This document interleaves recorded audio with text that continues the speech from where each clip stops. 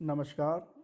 आप सभी BA part तृतीय वर्ष के विद्यार्थियों का आज के व्याख्यान में स्वागत है। आज हम हमारी जो अगली अवधारणा है सेकंड पेपर की सेकंड यूनिट की कर्मा, उस पर चर्चा करने जा रहे हैं। इससे पूर्व हमने इस इकाई की आश्रम की अवधारणा पर चर्चा की थी।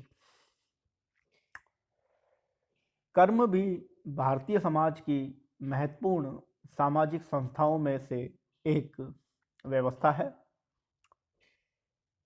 इस अवधारणा के अनुसार मानव के किए गए कार्यों, जिन्हें कर्म कहा गया है, का फल निश्चित ही मिलता है। कर्म यदि अच्छे होंगे तो फल भी निश्चित ही अच्छा मिलेगा। इस मान्यता के आधार पर कर्म की अवधारणा भारतीय समाज व्यवस्था के संचालन में अपना महत्व रखती है। अर्थात जो कर्म है वह मानव के द्वारा किए गए कार्यों को कर्म से संबोधित किया गया है, और ये माना गया है कि यदि कोई मनुष्य अच्छा कार्य करता है तो निश्चित रूप से उस कार्य का जो परिणाम है, जो फल है, वह भी उसे अच्छा ही प्राप्त होगा। और यही कर्म की अवधारणा की मान्यता भारतीय समाज व्यवस्था में मानी जाती है। कर्म शब्द की व्युत्पत्ति क्रय धातु से हुई है, जिसका अर्थ करना, व्यापार या हलचल है। अर्थात मानव जो कुछ करता है वह कर्म है। मानव द्वारा किया गया प्रत्येक कार्य कर्म होता है या कर्म है। ये कर्म शब्द की शाब्दिक परिभाषा है, शाब्दिक अर्थ है कि कर्म शब्द की व्युत्पत्ति क्रय धातु से हुई है, जिसका अर्थ करने से होता है। इसी अर्थ में मानव के द्वारा जो भी कार्य, व्यापार या हलचल की जाती है वह सभी कर्म के अंतर्गत आती है। कर्म क्रिया है तथा फल प्रतिक्रिया है। मानव जो कुछ करता है वह कर्म है, और इसकी जो प्रतिक्रिया है वह फल है। इस प्रकार कर्म फल का सिद्धांत भारतीय समाज व्यवस्था में अपनी मान्यता रखता है। कर्म 3 प्रकार के होते हैं: संचित कर्म, प्रारब्ध कर्म, क्रियमाण या संचयमान कर्म। अब हम इन कर्म के जो 3 प्रकार हैं, तीनों की परिभाषाओं का, तीनों के अर्थों को समझेंगे। सबसे पहले संचित कर्म। वे कर्म जो व्यक्तियों द्वारा पूर्व जन्म में किए गए हैं वह संचित कर्म कहलाते हैं। अर्थात इस जन्म में मानव को जो फल प्राप्त होता है वह उसके संचित कर्मों का परिणाम है। अर्थात पूर्व जन्म में जो उसने कर्म किए हैं उन्हें संचित कर्म कहा जाता है। प्रारब्ध कर्म संचित कर्मों के आधार पर वर्तमान जन्म में जो फल व्यक्ति को भोगने पड़ते हैं उन्हें प्रारब्ध कर्म कहा जाता है। अर्थात वर्तमान जीवन में जीते हुए मानव जो कर्म करता है उसे प्रारब्ध कर्म कहते हैं। इसके है क्रियमान कर्म या संचयमान कर्म। मानव द्वारा वर्तमान जीवन में किया जा रहा कर्म क्रियमान कर्म कहलाता है, जिसका प्रभाव आगामी जीवन संचित और क्रियमान पर निर्भर करता है। अर्थात ये जो 3 कर्मों के प्रकार हैं, संचित कर्म, पूर्व में किए गए कर्मों को संचित कर्म कहा गया, उसके परिणामों को प्रारब्ध कर्म कहा गया, जिसको जो व्यक्ति वर्तमान जीवन में भोगता है, और वर्तमान जीवन में जो व्यक्ति जो कर्म करता है वो क्रियमान कर्म है, संचयमान कर्म है, क्योंकि इनका जो फल है वह निश्चित ही उसे अगले जन्म में प्राप्त होता है। इस प्रकार यह कर्म के 3 प्रकार बताए गए हैं।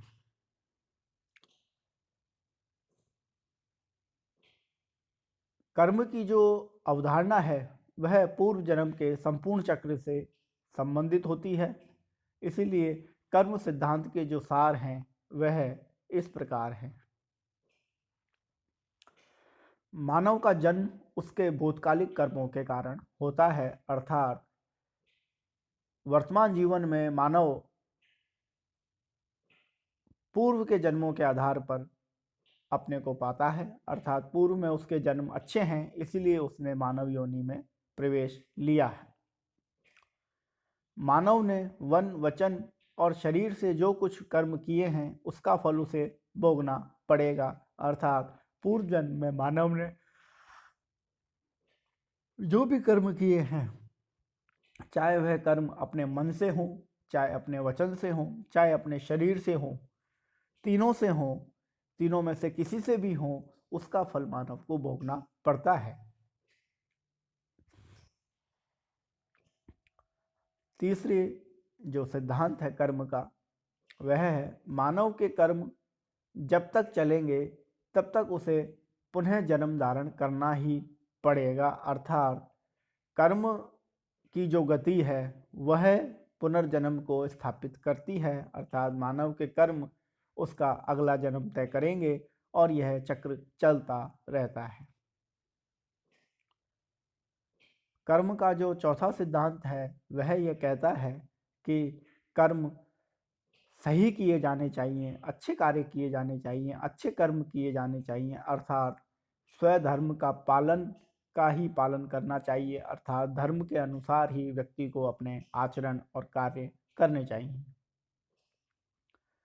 मानव जीवन में घटित होने वाली प्रत्येक घटना का पूर्व जन्म के कर्म से संबंध होता है, अर्थात इस जन्म में मानव के साथ जो भी घटनाएं घटित हो रही हैं, जो भी उसके साथ परिस्थितियां सामने आ रही हैं, उन सब का जन्म पूर्व जन्म से होता है। यह कर्म का पांचवा सिद्धांत है। मानव को अपने कर्मों के फल की आशा नहीं करनी चाहिए, इसे निष्काम कर्म कहा जाता है। निष्काम कर्म मानव को मोक्ष तक पहुंचा सकते हैं, अर्थात कर्म का जो छठा सिद्धांत है वह यह है कि मानव को बिना किसी फल की आशा से कार्य करना चाहिए, जिसे निष्काम कर्म कहते हैं। निष्काम कर्म मानव को मोक्ष तक पहुंचा सकता है। कर्म का सिद्धांत मानव को भाग्यवादी नहीं बनाता है, अपितु यह मानव को वर्तमान जीवन के अनुरूप निष्काम कर्म की प्रेरणा देता है, अर्थात कर्म का जो अंतिम सिद्धांत है वह यह कहता है कि कर्म मानव को भाग्यवादी नहीं बनाता, अर्थात उसे अपने भाग्य के अनुरूप आचरण नहीं करना चाहिए, अपितु यह मानव के वर्तमान जीवन के अनुरूप निष्काम कर्म की प्रेरणा देता है, अर्थात मानव को यह प्रेरणा देता है कि वह बिना किसी फल की आशा के अपना कार्य करे, अपने स्वधर्म का पालन करे। ये ही कर्म का सातवां और अंतिम सिद्धांत है। कर्म सिद्धांत के पीछे बहुत से सिद्धांत का समाजशास्त्रियों में, बहुत से विद्यार्थियों में यह भाव आता है कि कर्म भाग्यवादी बनाता है। तो यह जो सातवां सिद्धांत है वह स्पष्ट है कि कर्म भाग्यवाद पर विश्वास नहीं रखता, कर्म कार्य पर विश्वास रखता है, व्यक्ति से निष्काम कर्म की अपेक्षा करता है। अब हम कर्म सिद्धांत के लाभों पर चर्चा करेंगे। पहला, कर्म का जो सिद्धांत है वह समाज में नैतिकता को विकसित करता है, अर्थात प्रत्येक मनुष्य को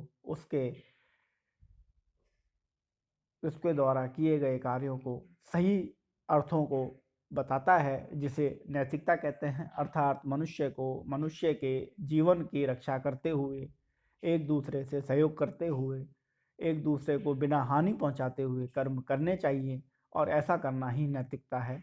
अतः कर्म का सिद्धांत समाज में नैतिकता को विकसित करने में अपनी महत्वपूर्ण भूमिका निभाता है। मानसिक संतोष प्राप्त करता है। मानसिक संतोष सबसे बड़ी उपलब्धि मानी जाती है मनुष्य के सुखद और आनंददायी जीवन के लिए।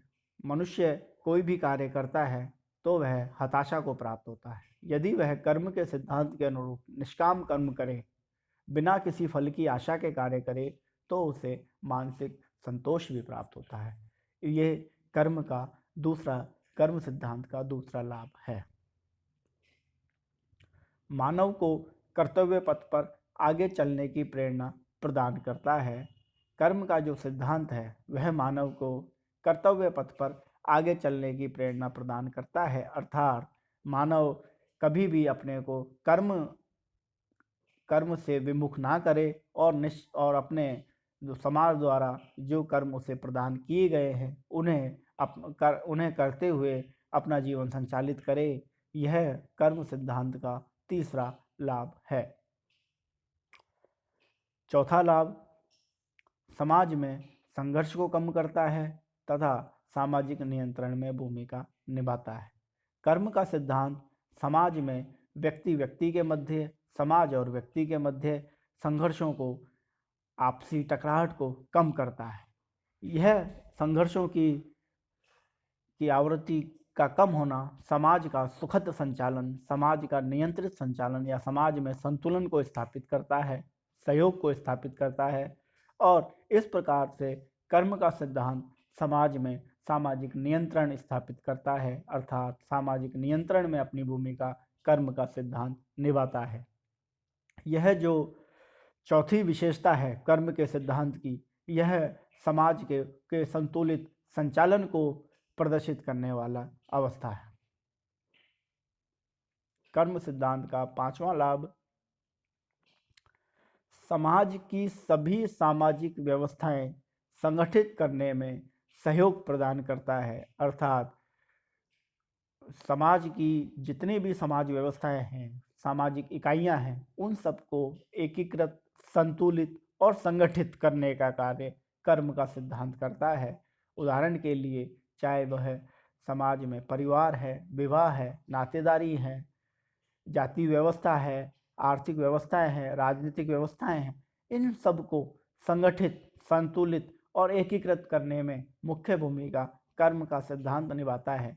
सभी व्यक्ति अपने स्वधर्म के अनुसार कर्म करेंगे तो समाज में नियंत्रण स्थापित होगा, सभी सामाजिक व्यवस्थाएं संगठित होंगी, जिनका परिणाम भी समाज में सुखद और आदर्शता को प्राप्त करेगा। और अंतिम है कर्म का सिद्धांत समाज कल्याण से संबंधित है। चूँकि हमने कर्म के ऊपर के शुरू के 5 लाभों का अध्ययन किया और इन सभी पांचों बिंदुओं के आधार पर एक ही तथ्य निकलकर सामने आता है कि जो कर्म का सिद्धांत है वह समूचे रूप से समाज में कल्याण को स्थापित करता है, समाज में प्रत्येक व्यक्ति के कल्याण से संबंधित होता है, क्योंकि यह निष्काम, बिना किसी प्रतिफल के किया जाने वाला मानव के द्वारा कार्य है। इस प्रकार कर्म का सिद्धांत भारतीय समाज व्यवस्था में एक महत्वपूर्ण मान्यता के रूप में स्थापित है, परंतु वर्तमान में कर्म के सिद्धांत की मान्यता पूंजीवादी तत्वों के कारण नष्ट हो रही है। भौतिकवादी प्रवृत्तियों के कारण कर्म का सिद्धांत कमजोर हो रहा है। विज्ञानवाद के प्रसार ने तार्किकता के कारण कर्म के सिद्धांत की उपयोगिता को कमजोर किया है, जिससे समाज में कर्म का जो सिद्धांत है वह कमजोर होता चला जा रहा है। पर मूल रूप से यदि कर्म के सिद्धांत को पूर्ण रूप से लागू किया जाए तो यह समाज में सहयोग, सद्भाव, समर्पण, त्याग में जीवन और उन्नति की ओर ले जाने वाला सिद्धांत है, जिससे समाज में नकारात्मक सामाजिक विघटनकारी प्रवृत्तियों को कमजोर होते हैं और समाज में एक सुखद वातावरण, समाज व्यवस्था का सुखद संचालन होता है। यही कर्म का सिद्धांत है। आज के व्याख्यान में इतना ही। कल के व्याख्यान में या अगले व्याख्यान में अब हम जिसकी चर्चा करेंगे वह है पुरुषार्थ। पुरुषार्थ की अवधारणा भी कर्म के सिद्धांत से जुड़ी हुई है और आपके जो पाठ्यक्रम है उसमें वर्ण व्यवस्था के पश्चात आश्रम व्यवस्था आती है। आश्रम व्यवस्था के बाद आपके कर्म का सिद्धांत आता है। कर्म के सिद्धांत के पश्चात आपका पुरुषार्थ का सिद्धांत आता है। पुरुषार्थ की अवधारणा आती है। जिसकी चर्चा हम अगले व्याख्यान में करेंगे। आज के व्याख्यान में इतना ही। धन्यवाद।